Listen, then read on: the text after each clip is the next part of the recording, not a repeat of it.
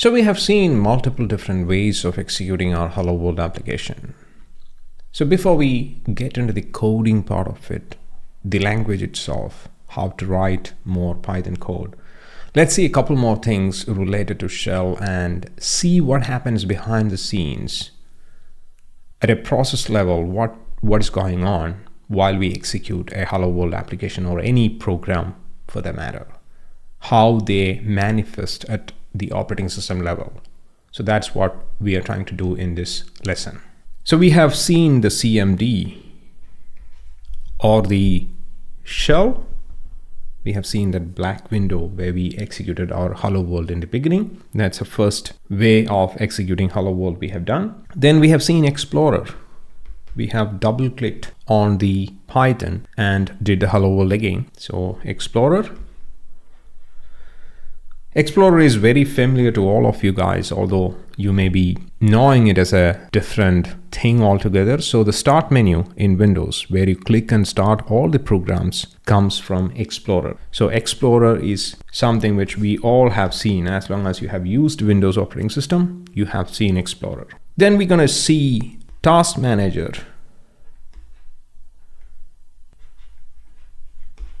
Task Manager is where we see all the programs which is running on that operating system, which includes our Python application, Explorer, CMD, all these tasks we will see in the Task Manager or processes. So another tool we're going to look at is Process Explorer. So this is not there in Windows by default. We need to download and install Process Explorer. So it is nothing but Process Explorer. So this is nothing but this guy, Task Manager on steroids. So it's an advanced task manager with more visually appealing features and more functionality. So using Process Explorer, we're going to look at the child-parent relationship between shell and the Hello World application we have seen. So that is also something we're going to look at. First, let's see the relation between all these items real quick before we get into our Python application itself. First, we're going to look at Task Manager. To start Task Manager in Windows, what you need to do is you need to press Control Shift Escape. It is a keyboard combination. You need to press all in one shot, Control Shift Escape. This shortcut works on Windows 11 as well, but otherwise, if you right click on taskbar or something like that, it doesn't work on Windows 11. So what you can do is you can just press Control Shift Escape and you should get Task Manager. So I'm going to do that. So I got the Task Manager here after pressing Control Shift Escape. So if you are using older version of Windows other than Windows 11, you can right click on your taskbar and click on Task Manager. In Windows 11, that feature has been turned off for some reason. Hopefully it'll come back, but otherwise Control Shift Escape. Once you start Task Manager, you will see something like this. On the Details tab, there are a couple of different tabs here: Process, Performance, App History, Startup Users, and Details. What we need is Details. So this is the only tab we are going to look at.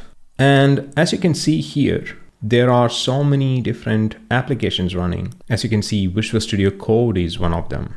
So Visual Studio Code is a application or a software or a code which is running in this system, because the code we have written is in Visual Studio Code, and so many other different applications which are running here.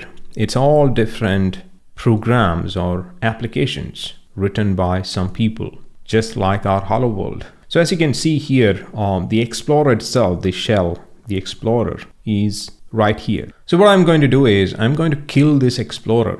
So let's see what happens. I said Explorer is responsible for all the start menu and all those things. So the start menu is right here. So let's see what happens to the start menu if I kill this process. So I can right click and kill this from the Task Manager. So that is one of the things Task Manager does. So I right clicked and end task, ending it. So as you can see, as soon as I entered Explorer, the start menu is gone and the whole thing is a black screen. So there is nothing in the screen right now. But Task Manager is there. I can see all the processes running, including OBS Studio, by which I'm recording this screen recording is still running, no problem. So OBS is running, as you can see here, as well as the task manager. Nothing is ended other than the shell itself. Your taskbar is gone, your start menu is gone, everything Explorer is doing is gone. So it's just one single thing is gone. What I'm going to do is I'm going to restart it so that I'll get my start menu back. Clicking OK after typing the name of the process. Hopefully it'll come back. Yeah, everything is back, as you can see here in the screen. What I wanted to summarize here is that every code you're writing, including your hello world, will be visible in the task manager. And we'll be using an advanced version of task manager called Process Explorer to see what is happening when we execute our hello world application, the Python application we are learning. So we have the hello world program here, the same program which we wrote, nothing different. One thing I'm going to add is I'm going to add one more line. We will see the details of all of it later. So we'll see the print as well as input, everything we will see in detail. But right now, without explaining much, I'm adding this input so that my program will not end and I'll be able to see that program inside the task manager or Process Explorer. Otherwise, the program will end and you will not be able to see it. So what I'm trying to show is something different other than the code itself. So it is printing hello world and it is right here waiting on the input. The program is still running. It has not ended. That's why we have this line here, that empty line with the cursor is there. That means that the program is running. So let's go to task manager. So there is this Python right there. As you can see, the Python is right there. 3 instances of Pythons are there. So we'll see them in a different tool and we'll try to make something out of it.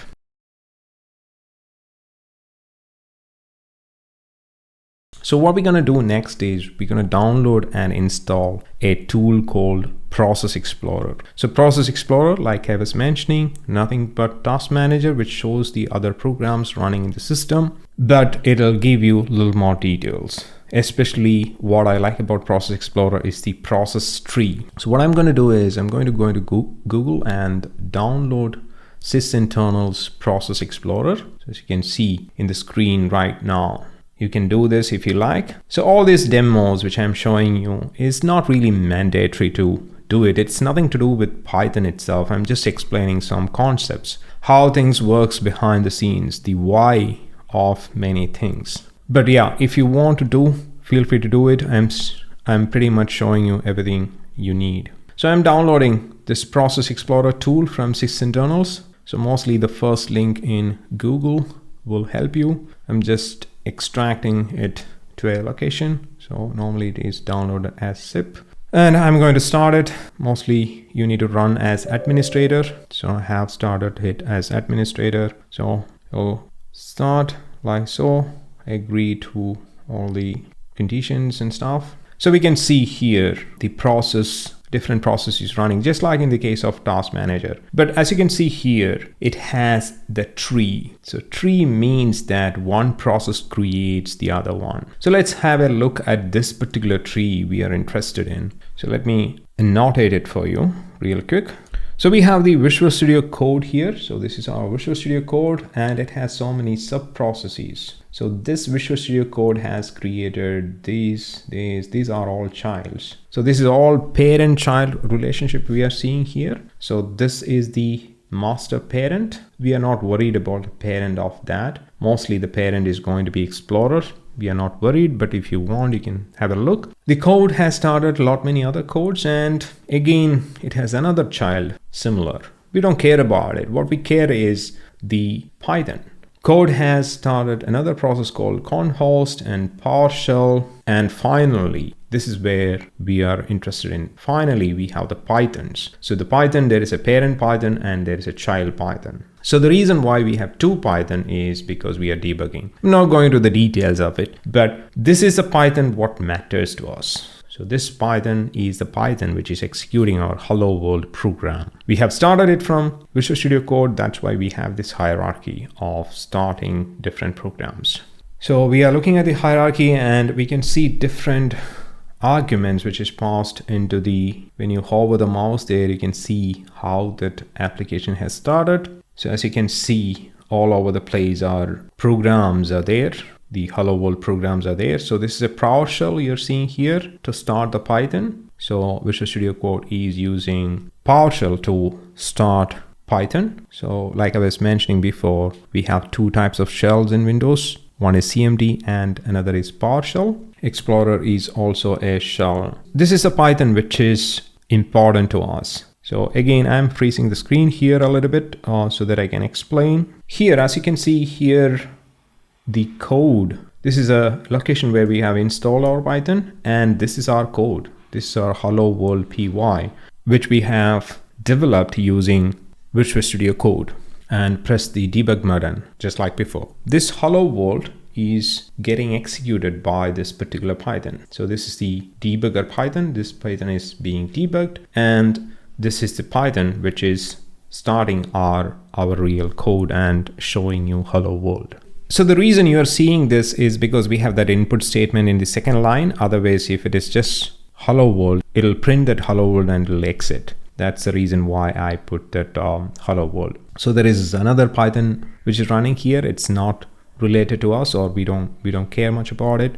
So next, what I'm going to show you is ending the application. So how it looks inside the Process Explorer when I end this application. So what I'm going to do is I'm going to end the application by pressing the enter button. After pressing 1, as you can see here, the Python has disappeared. So let me freeze the screen and annotate again. So what I have done is I have put a 1 here. So this 1 I have just put and press the enter button in my keyboard, and the program ended. The program was waiting for an input. So this line was waiting for an input from the user, and I have given an input. So it got an input, any input, and it ended the program. So the Python program has finished execution. So it has done its job and it is going out of the memory. So that is what we have just seen. And this PowerShell had 2 Python childs. They disappeared. When the program ended, that processes got disappeared because it has done its job and it is exiting. So all the programs here are doing something. They are executing some code. They are not ready to end as of now. They are doing something. So all this code, either they are doing something or they are potentially doing something or waiting for something. All we know is that it has not ended its execution. Now what I'm going to do is I'm going to start the execution once again to see if the Python comes back. So I have the notepad or the Visual Studio Code on the right side. So I have started the execution. As you can see, the Python is back. Now if I press any input, it will disappear just like before. So if you're okay to type this 2 lines of code, you can just copy here.